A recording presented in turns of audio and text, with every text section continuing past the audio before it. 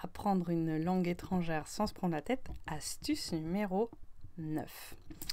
Donc, on continue dans la série des bases, puisque donc j'ai réinsisté sur le fait de laisser le corps respirer, d'aller dehors, vous oxygéner avant de faire une séance langue étrangère, enfin pour tout dans la vie d'ailleurs, mais déjà à ce moment-là, ça facilitera mais énormément votre apprentissage. De boire de l'eau plate. Je vous invite à regarder éventuellement la vidéo si ça vous intéresse. J'ai pas donné tous les détails, mais en tout cas, c'est pas seulement de boire une tisane ou de l'eau pétillante qui a ses vertus aussi, ou des jus de fruits. C'est vraiment de l'eau quoi. C'est pour hydrater le corps, il n'y a rien de mieux. Or, nous sommes tous déshydratés. Et j'en viens au troisième truc. Donc, je sais, c'est un peu basique de le dire, mais c'est vraiment important. Voilà, c'est dormir. Si vous voulez apprendre vite et sans effort, mais il n'y a rien de mieux que dormir. Alors, je vais vous dire, j'ai fait un test. Je vais le nommer quand même parce que il est sympa ce gars-là, il fait du bon boulot, c'est Bertrand Millet. Il proposait un exercice enfin même pas un exercice, il disait juste qu'on pouvait apprendre 100 mots par jour de vocabulaire en une demi-heure. Et du coup, j'ai fait le test. Bon, moi, j'arrive à faire que 50 mots. Et en plus, je peux les apprendre sur le moment. Mais c'est pas définitivement appris du premier coup. Effectivement, il faut y revenir. Mais ce qui était intéressant, c'est que j'ai fait le test à différents états. C'est-à-dire le matin bien réveillé, midi, le soir, etc. Et je me suis rendu compte que, en fait, même quand j'étais dans un état hyper fatigué, j'apprends à peu près à la même vitesse et autant de mots. C'est moins agréable. Mais finalement, il n'y avait pas tant de différence que ça. En apparence. Après, ce qu'il y a, c'est que j'ai pas continué pour voir sur les semaines qui suivent, puisque pour d'autres raisons, j'ai arrêté l'apprentissage de l'allemand à ce moment-là. Bon, bref. Que j'ai repris plus tard. Donc, je n'ai pas pu comparer à quel point j'avais ancré directement si j'apprenais en début de journée ou si ça nécessitait plus de répétition en fin de journée. Donc, même crevé, vous pouvez apprendre. Et donc, même crevé, c'est pas une excuse pour ne pas se lancer dans l'apprentissage. Seulement, j'ai quand même du mal à y croire, puisque je sais même moi-même ce que c'est qu'un burn-out, un vrai. Donc, voilà. Je pense pas que ce soit une solution. Autant, même fatigué, on peut en faire un tout petit peu. Un tout petit peu, juste histoire de maintenir la machine en route.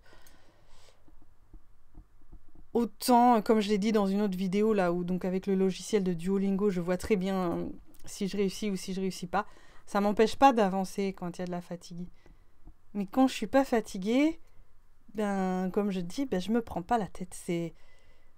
Ça devient vraiment facile. L'apprentissage devient au moins une impression de facilité. Il n'y a pas d'effort à faire. Et ça, où l'effort, il est pas, c'est pas pénible. Donc le sommeil, on en manque. Alors après, le risque, c'est de rester sur votre plateforme de langue étrangère jusqu'à 2h du matin. Et quand on bosse sur l'ordinateur, en plus, on peut avoir tendance à aller voir autre chose. Donc évitez de vous y mettre le soir. Si vous avez la possibilité de faire autrement, évidemment, si vous avez des enfants et que c'est que à 11h le soir que vous pouvez le faire, c'est ainsi. De la même manière, moi, j'ouvre pas l'ordinateur le matin au réveil.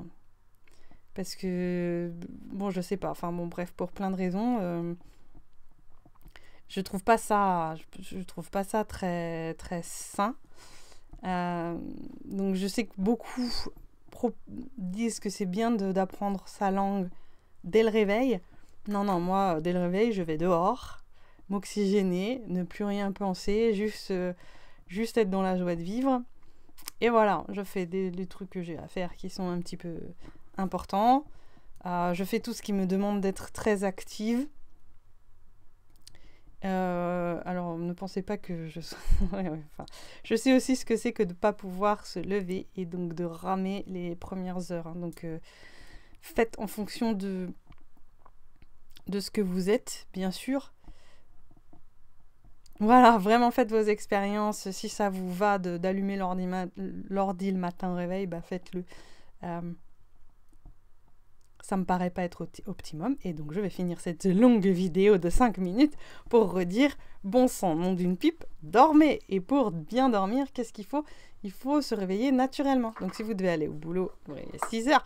Il faut se coucher plutôt. Donc moi ce que je fais, c'est que je mets pas mon réveil le matin pour me forcer à me réveiller et agresser mon corps ainsi. D'abord, je laisse les rideaux ouverts pour avoir la lumière du jour qui va me réveiller. Ça, c'est un truc, voilà, chacun fait comme c'est bien pour lui. Et ensuite, si vraiment j'ai besoin, je mets mon réveil le soir. À peu près, je sais qu'une fois que le réveil sonne, il va y avoir pour une demi-heure avant que je fasse tout et que je sois vraiment dans le lit. Je mets le réveil le soir parce que, bon, après, je sais que j'ai besoin de beaucoup de sommeil, d'accord, mais qu'est-ce que la vie serait plus facile si juste on faisait ça, si juste on allait dormir assez, boire assez d'eau, respirer assez. Franchement, c'est tellement mieux comme ça. Voilà. Alors je sais bien, si on a des enfants en bas âge et tout, bon, c'est pas vraiment la période de la vie où on est souvent, peut-être difficilement ne pas être fatigué, mais n'en rajoutez pas. Essayez au moins de faire attention. Je pense qu'il vaut mieux bosser sa langue quelques minutes de moins par jour et faire tout un tas de choses un petit peu moins par jour et dormir plus. Voilà. En tout cas, si le sommeil est un de vos problèmes, vraiment, c'est un peu comme s'attaquer à la source des choses, quoi. Si on corrige la source, évidemment que tout le reste va mieux. Voilà, donc on a l'impression qu'on est obligé de... Il y a plein de choses où on n'est pas obligé. Oui, bien sûr qu'il y a plein de pressions diverses et variées, mais il y a vraiment plein de choses qu'on n'est pas obligé. Bonne nuit.